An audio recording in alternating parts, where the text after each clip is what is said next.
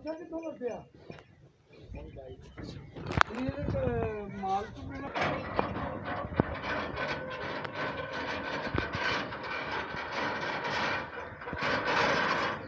अब अच्छे में धक्का लाया ने 50 हो